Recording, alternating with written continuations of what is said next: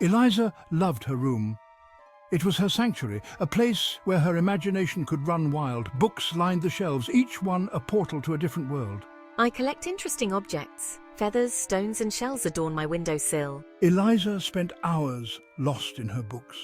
She travelled to far-off lands and met fantastical creatures. She dreamed of adventure. She yearned for magic. Little did she know her own adventure was about to begin. One rainy afternoon, Eliza decided to explore the attic.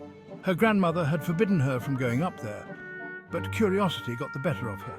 The attic is dark and dusty, filled with forgotten treasures. Eliza carefully navigated through the clutter. She found old furniture, antique toys, and stacks of dusty books. As she reached the back corner, something shimmered in the dim light. It was a small, ornate key. Eliza reached the edge of the village and plunged into the woods. The forest was old and thick, the trees towering over her like giants. The air was heavy with the scent of pine and damp earth. I pressed on, following a narrow path deeper into the woods. I had never been this far into the forest before. It was both exhilarating and terrifying. The shadows grew longer as the sun continued to set. Strange noises echoed through the trees. Eliza wasn't sure how long she'd been walking, but just when she thought she was lost, she saw it. A clearing, bathed in an ethereal light. In the center stood an enormous oak tree. It was unlike any tree Eliza had ever seen. It was ancient and gnarled, its branches reaching towards the sky like skeletal fingers. And there, carved into its trunk, was a keyhole. Eliza cautiously approached the tree. She reached out and touched the keyhole. It was cold, just like the key. With a deep breath, she inserted the key and turned. The air crackled with energy. The forest held its breath.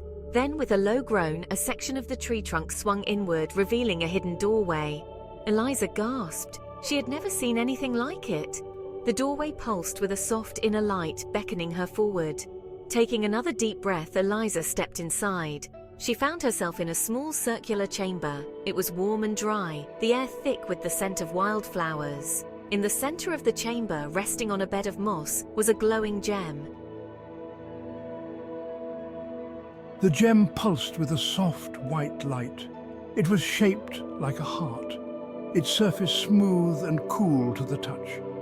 Eliza knew instinctively that this was what she had been searching for. Carefully, she picked up the gem. It felt warm in her hands, as if it were alive. As she held it, she felt a surge of energy. It flowed through her, filling her with a sense of peace and wonder.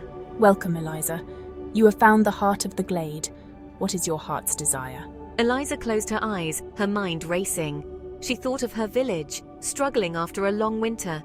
She thought of the worried faces of her friends and family.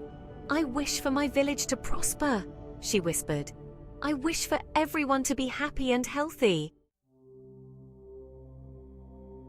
The gem pulsed brightly in her hand, then slowly faded. The light in the chamber dimmed, and Eliza felt a strange sense of peace wash over her. She knew somehow that her wish had been granted. Eliza carefully placed the gem back on its mossy bed. With one last look at the magical chamber, she stepped back through the doorway. The tree groaned shut behind her, sealing the entrance once more. Eliza emerged from the tree to find the forest bathed in the golden light of dawn. Had she only been inside for a few moments, or had time stood still? She didn't know, but she knew one thing for sure. She had to get back. As she made her way through the forest, she could sense a change. The air felt lighter, the forest more alive. When she reached the edge of the woods, she stopped in amazement. The village, once quiet and subdued, was now bustling with activity. Laughter filled the air. The marketplace was overflowing with goods. People were smiling, their faces full of hope. Eliza's wish had come true. News of the village's sudden prosperity spread far and wide. Some dismissed it as mere good fortune, but others whispered of magic and of a young girl who had found a way to grant wishes. Eliza never revealed the secret of the enchanted key. She kept it hidden away, a reminder of her adventure and the power of a pure heart. Years later, Eliza grew old and passed away. The key, forgotten in the attic, lay dormant once more.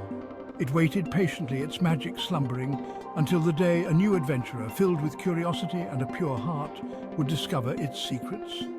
The legend of the enchanted key and the girl who had used it to bring prosperity to her village lived on.